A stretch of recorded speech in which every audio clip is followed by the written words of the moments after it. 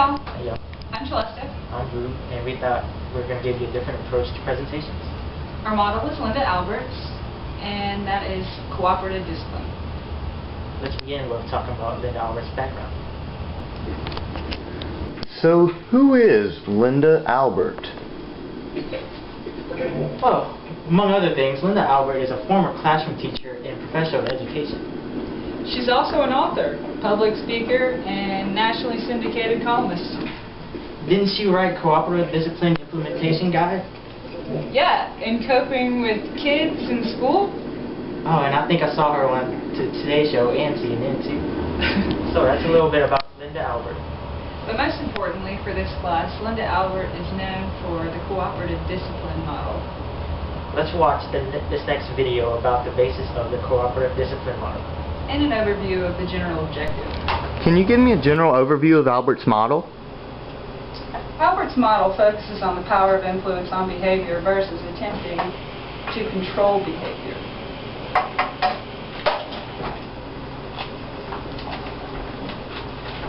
As a basis for Albert's model, cooperative discipline, she uses Stryker's 4 goals of misbehavior. Those are attention, power, revenge, and inadequacy.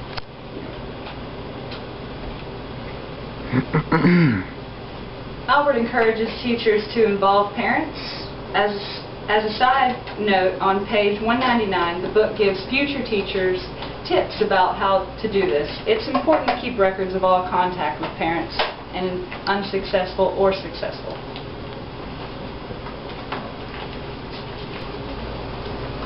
The objective of this model is for students to obtain the 3 C's, connecting to the teacher and other students, contributing to the class, and feeling capable of successful behavior in academic work.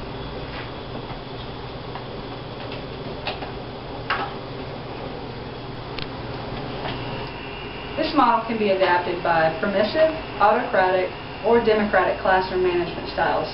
In case you didn't know what those are, autocratic teacher, in contrast to permissive teachers and democratic teachers, autocratic teachers rule with an iron fist, demanding obedience at all times in controlled environment, allowing students little freedom. This hands-on teacher has rigid expectations and demands immediate obedience. A democratic teacher, a hands-joined teacher, encourages students to help devise classroom rules and their logical consequences, as well as help students feel psychologically safe in the classroom environment. A permissive teacher, hands-off teacher, usually lets the students do what they want to do, and depend on their judgment to do what's best for them and other students without clear guidance from the teacher.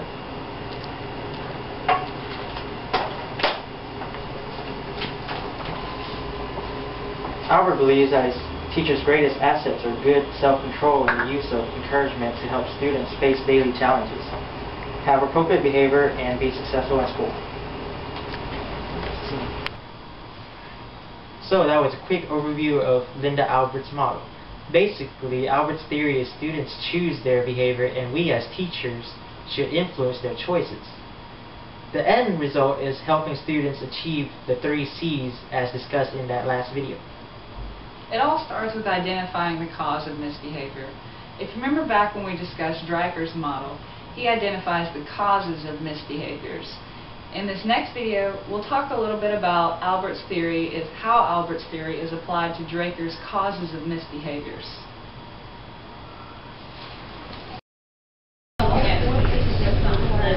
Well, since we burnt dinner, we decided to go out and eat and talk about the application of cooperative discipline.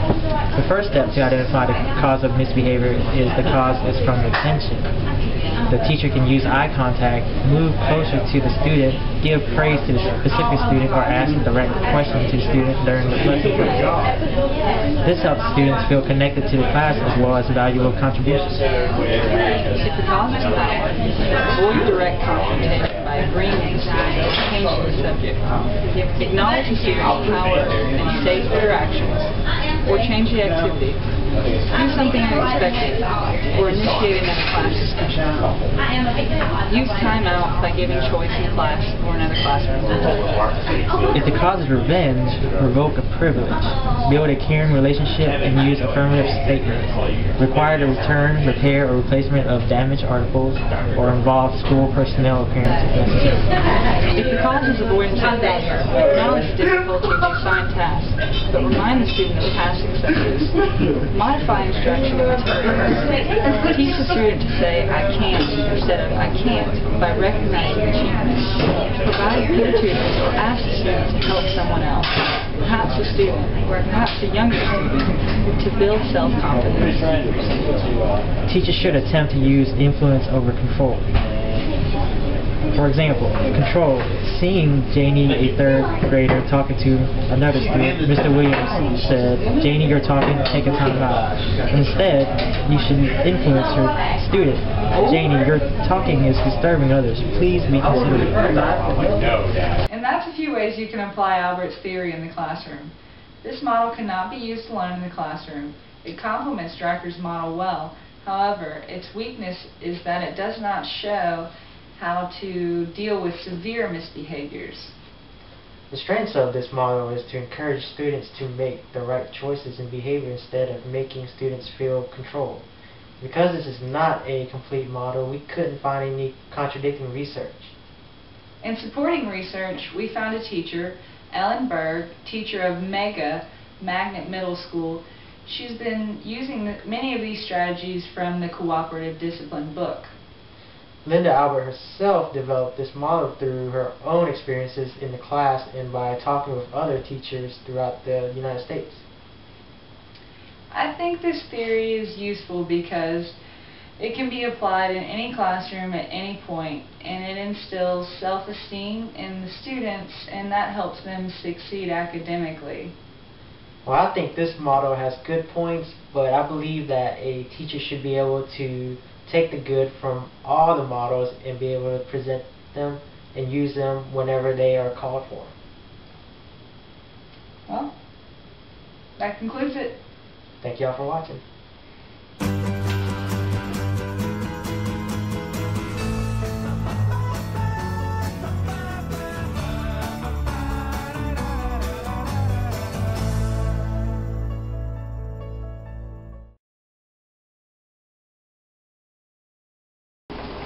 I think I'm going to add a little bit of this. Okay, we're going to start. Just stop.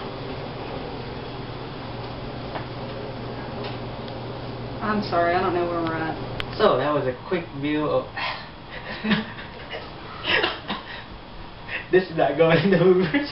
Why not? Because I can't stop. Okay.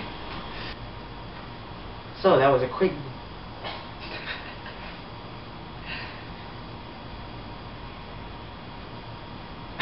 The dog's not... Alright, come on. Go. Don't bite me. The dog just wants to bite me. And that's a few ways you can apply Albert's theory in the classroom. This model cannot go... Okay.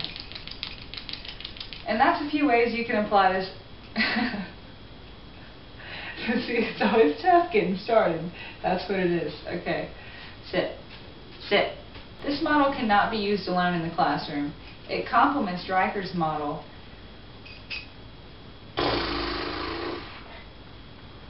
Okay. One more time. I think I'm having a hard time reading it. Good shot. You did it in one shot.